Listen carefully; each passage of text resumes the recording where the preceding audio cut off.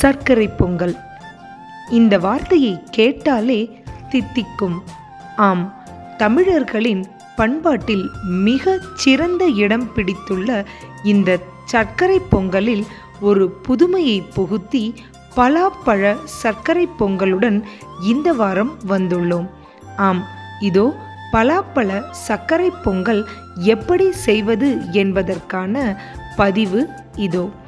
தேவையான பொருட்களை குறித்து வைத்துக் கொள்ளுங்கள்.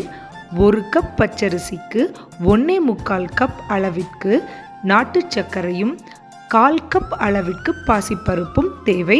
இதோ பாசிப்பருப்பினை நன்றாக வறுத்து எடுத்துக்கொள்ள வேண்டும். வெறும் வாணலியில் வறுத்தெடுத்து கொள்ளுங்கள்.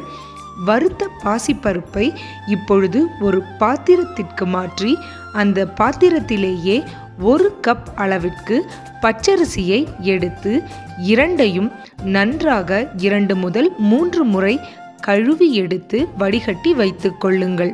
இப்பொழுது ஒரு பிரஷர் குக்கரில் 4 கப் அளவிற்கு தண்ணீர் சேர்த்து கொள்கின்றோம். தண்ணீர் நன்றாக கொதி வந்த பின்பு அரிசியையும் பருப்பையும் நாம் சேர்க்க வேண்டும். 1.25 கப் அளவிற்கு நாட்டு சர்க்கரையை எடுத்துள்ளேன். உங்களுக்கு வெல்லம் தேவைப்பட்டாலும் இதே அளவிற்கு எடுத்துக்கொள்ளுங்கள். அப்பொழுதுதான் அரிசியும் பருப்பும் இனிப்பு தன்மையை இழுத்து கொண்ட பிறகும் பொங்கல் நல்ல இனிப்பாக இருக்கும். நாட்டு சர்க்கரையை சிறிது தண்ணீர் ஊற்றி அடுப்பில் வைத்து கரைத்து கொள்ளுங்கள். இப்பொழுது தண்ணீர் பிரஷர் குக்கரில் நன்றாக கொதித்து விட்டது. கொதித்த தண்ணீரில் அரிசியையும் பருப்பையும் சேர்த்து ஒரு முறை நன்றாக கலக்கிவிட்டு பிரஷர் குக்கரை மூடி 3 முதல் 4 விசில்கள் வரும் வரை குழைய வேகவிட வேண்டும். இப்பொழுது அடுப்பில் வைத்த சர்க்கரை பாகு நாட்டு சர்க்கரை பாகானது நன்றாக கரைந்து விட்டது. அதனை ஒரு வடிகட்டியில் வடிகட்டி கசடுகளை நீக்கிக் கொள்கின்றோம். இந்த பாகிற்கு கம்பி பதம் எதுவும் தேவையில்லை.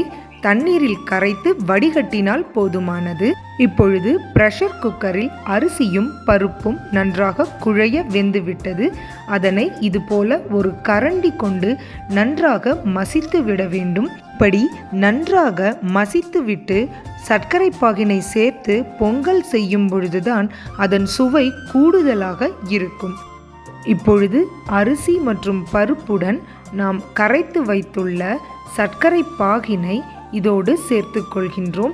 நாட்டு சர்க்கரை நல்ல நிறத்தை கொடுக்கும் என்பதனால் அதை சேர்த்துள்ளேன். உங்களுக்கு இதில் கருப்பட்டி பாகு அல்லது வெல்லப்பாகு என்று எது வேண்டுமானாலும் சேர்த்து கொள்ளலாம்.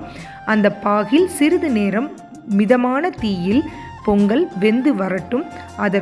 அதற்கான தாளிப்பினை தயார் செய்வோம். 50 கிராம் அளவிற்கு நெய், அதாவது 3 குழிக்கரண்டி நெய் எடுத்துள்ளேன். அதில் முந்திரி பருப்பு மற்றும் திராட்சை சேர்த்து சிவக்க வறுத்து கொள்ள வேண்டும். இந்த பொங்கலில் எவ்வளவு தூரம் நெய் சேர்க்கின்றோமோ அவ்வளவு தூரம் பொங்கலின் சுவை கூடும். அதனால் நெய்யை தாராளமாக சேர்த்து கொள்ளுங்கள்.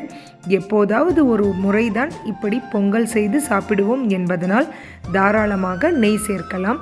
இப்பொழுது பலாப்பழ ஜாம் 3 தேக்கரண்டி மற்றும் ஏலக்காய் 3ஐ நன்றாக பொடி செய்து அதனையும் இதனுடன் சேர்த்து நன்றாக கலந்துவிட வேண்டும்.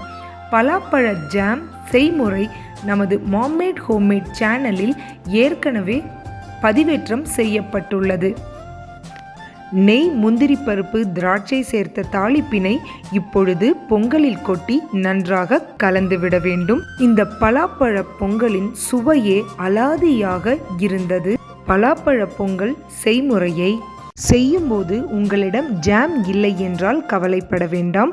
10 முதல் 12 பழுத்த பலாச்சுளைகளை பொடியாக அரிந்து அரிசி மற்றும் பருப்பை வேக வைக்கும் பொழுது அதனுடனே சேர்த்து வேக வைத்து அரிசி பருப்பை மசிக்கும் பொழுது பலாச்சுளைகளையும் சேர்த்து நன்றாக மசித்து விட்டு சர்க்கரை சிறிது கூடுதலாக சேர்த்து இந்த பொங்கலை செய்தால் இதே சுவையில் உங்களுக்கு பலாப்பழ பொங்கல் கிடைக்கும். முக்கணிகளுள் ஒன்றான பலாவினை சர்க்கரை பொங்கலுடன் இணைத்து செய்யப்படும் இந்த பலாப்பழ சர்க்கரை பொங்கலை இறைவனுக்கு விருந்தாக படைத்து வேண்டும் வரங்களை பெற்று மகிழ்ந்திடுவீர். நீங்களும் உங்கள் குடும்பமும் சுபிக்ஷமாக வாழ இறைவன் அருள் புரியட்டும்.